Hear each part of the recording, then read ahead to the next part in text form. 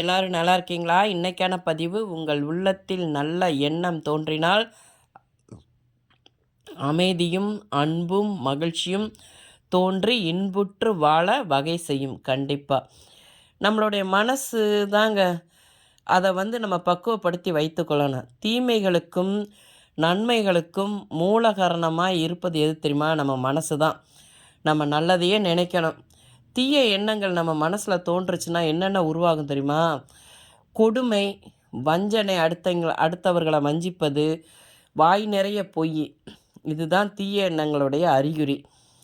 நல்ல எண்ணங்கள், உங்களுடைய தூய எண்ணங்களால் நம்ம மனதை மலர்வனமாய் மாற்ற முடியுங்க. நம்மளுடைய மனம் அற்புதமும், ஆற்றலும், அதிசயமும் நிறைந்தவையாகும் பார்த்துக்கோங்க. நம்மளுடைய கீதையில் சொல்லியிருக்காங்க இல்லையா? நீ என்னவாக நினைக்கிறையோ அதுவாகவே ஆகிவிடுவாய் என்பது பகவத்கீதையின் வைர மொழி. பார்த்துக்கோங்க.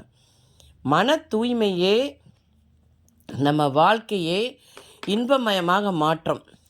நம்மளுடைய மனசு தூய்மையாக இருந்தால், திருவள்ளுவர் சொல்லியிருக்கார் பார்த்தீங்களா?